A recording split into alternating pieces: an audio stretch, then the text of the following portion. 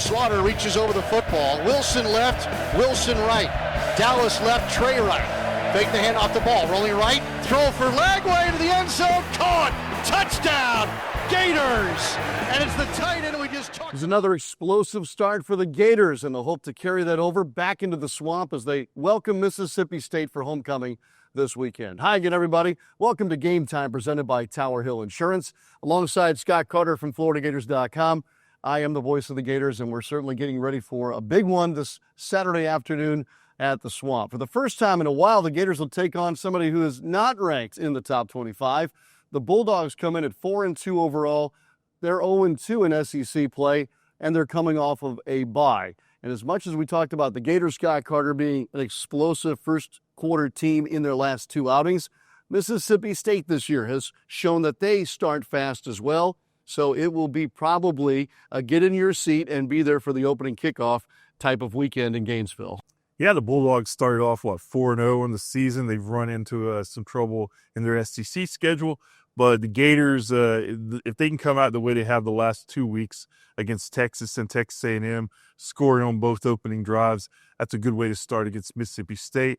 And also get the homecoming crowd into it, man. I mean, they're going to want to see this team respond the way it did against Texas after some tough losses. So this is an opportunity for the Gators to give them something to cheer about. No doubt. Mississippi State in the first quarter alone this year has outscored their opponents 65-16. If you look at just the first half, the Bulldogs have outscored their opponent 106-47. So a lot of that first half will dictate perhaps the outcome on Saturday.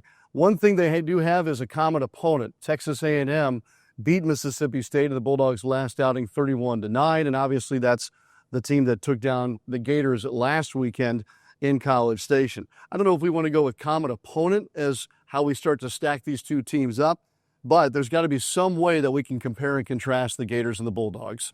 Well, the one that I think most people are going to be talking about, Sean, Mississippi State has lost their last 14 SEC games. So you're right, they did lose to Texas A&M. They were actually up in that game 9-7. Texas A&M ran off 24 unanswered points, won 31-9, and then they beat the Gators on Saturday. So they do have a common opponent. I just think that this is a matchup. The Gators have fared well in over the years. They're going to be at homecoming, so I kind of just like Florida being at home. But the one stat that sticks out, when you haven't won 14 in a row in the SEC, it's not on your side. It's kind of like the Gators, Sean. They've lost 14 in a row away from the Swamp against ranked opponents. So, neither one of those teams want to talk about those streaks much longer. Scott, I can give all these notes about Mississippi State, but the bottom line is this is about Florida and trying to get their footing again after what they thought was something to get started on after the win over Texas last time at home. They've got to do that, and if they're able to win, they'll do so how?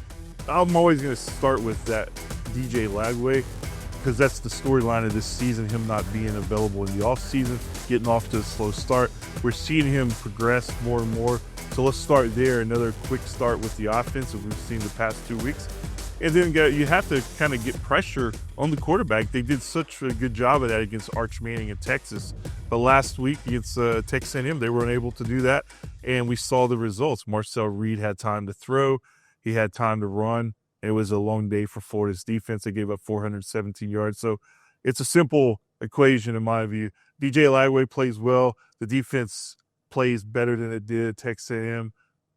I think Florida wins. All right. That first half will be key again, as we talked about. If the Gators win, they'll even their conference record back at 2-2 and have a good taste heading into the second bye week of the season. And you know who looms after that. Again, kickoff is this weekend. It's a day game, or late afternoon, shall we say, as we get set for homecoming Saturday in Gainesville. And a big crowd is expected at Ben Hill Griffin Stadium. For Scott Carter, I'm Sean Kelley. Thanks for joining us. Enjoy the ball game. And, of course, we'll see you next time right here on Game Time, presented by Tower Hill Insurance.